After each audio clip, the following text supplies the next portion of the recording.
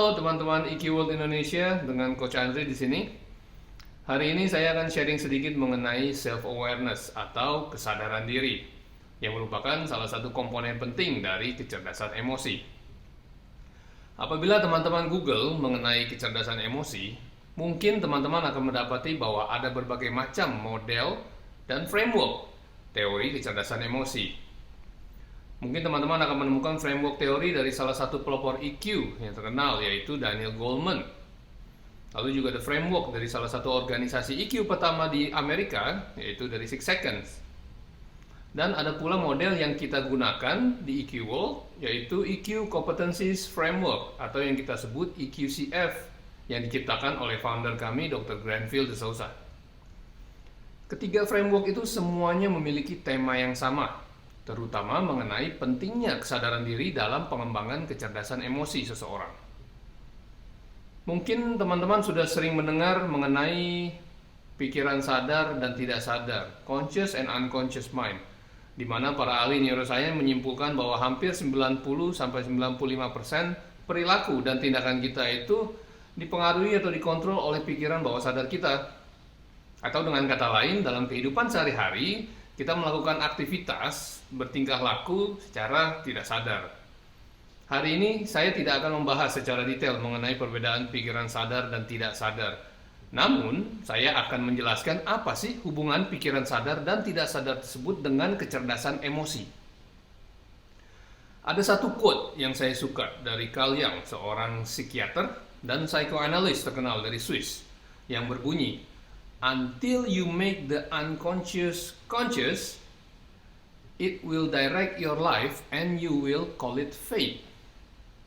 Apabila diterjemahkan secara langsung, kira-kira artinya sampai Anda membuat pikiran tidak sadar Anda sadar, pikiran tidak sadar Anda akan mengatur arah hidup Anda dan Anda akan menyebutnya nasib atau takdir.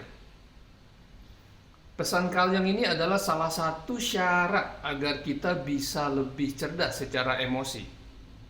Di mana langkah pertama yang harus kita lakukan adalah menyadari yang tidak kita sadari. Waduh, maksudnya gimana itu, Coach? Langkah pertama adalah menyadari emosi-emosi yang kita rasakan dalam kehidupan kita sehari-hari, yang kita sebut emotional awareness atau kesadaran emosi. Contohnya seperti apa, Coach? Nah, contoh simpelnya ini misalnya kita lagi di rumah. Anak-anak lagi school from home. Lalu tugasnya banyak, tesnya banyak, lisan, tertulis, pokoknya macam-macam. Semua yang bikin orang tuanya itu stres. Dan sebagai orang tua yang baik, kita berusaha mengajarin anak kita semaksimal mungkin. Cuman nih anak nggak ngerti-ngerti. Terus kita sudah mulai marah-marah. Apalagi waktu tesnya keluar, hasilnya jelek semua.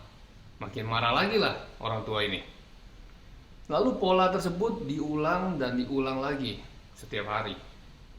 Nah, apabila saya tanya orang tua tersebut, apa yang Anda rasakan pada saat anak Anda tidak ngerti-ngerti waktu diajarin dan waktu dia dapat nilainya jelek? Sebagian besar dari kita akan menjawab, saya kesel kok, saya marah. Udah diajarin segitu lama masih juga dapat nilai jelek. Good, Anda sadar dengan rasa marah.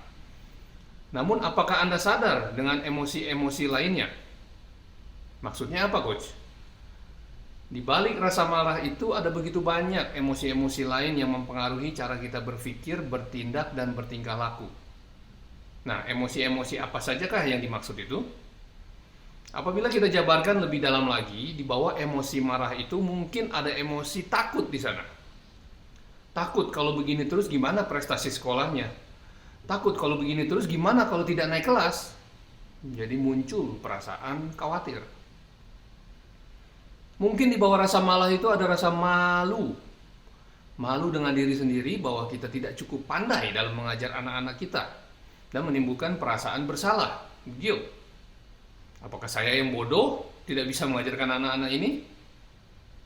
Nah, ini hanya sebagian kecil dari apa yang kita sebut kesadaran emosi atau emotional awareness.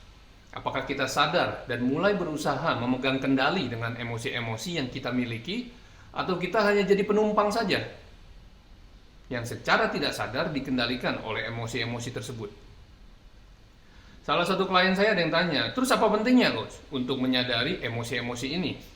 Makin bingung saja, makin banyak emosi yang kita tahu. Lalu saya kasih perumpamaan mengenai GPS mobil. Apabila kita ingin pergi ke suatu tempat, ada dua alamat atau dua titik yang kita mesti masukkan ke GPS atau ke Google Map. Yang pertama adalah alamat atau titik tujuan. Yang kedua adalah alamat kita sendiri atau titik di mana kita berada. Kira-kira apabila kita tidak tahu posisi kita saat ini di mana, apakah mungkin GPS tersebut bisa menunjukkan bagaimana cara ke alamat tujuan atau ke titik tujuan? Jawabannya tidak mungkin. Begitu juga dengan emosi. Apabila kita ingin lebih cerdas secara emosi, ingin lebih baik lagi dalam cara kita berpikir, bertindak, dan berperilaku, kita mesti tahu dulu saat ini kita di mana.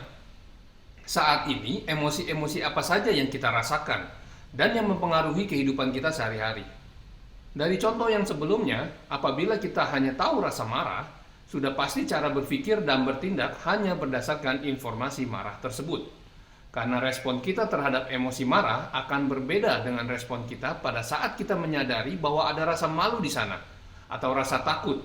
Karena kita mulai menyadari bahwa perasaan ini datang dari saya sendiri, bukan karena anak saya, bukan karena orang lain. Anak saya atau orang lain hanya men-trigger perasaan-perasaan yang sudah ada di dalam sini. Apabila kita tidak mulai menyadari emosi-emosi tersebut, kita tidak akan mungkin bisa mencapai alamat tujuan yang kita mau atau titik yang kita mau, yaitu menjadi seseorang yang lebih cerdas secara emosi. Nah, lalu setelah kita sadar ini, kita mesti gimana, coach? Itu kita akan bahas di sharing saya berikutnya. Saya Coach Andri Benari dari IQ World Indonesia. Mohon pamit. Keep on growing. Thank you.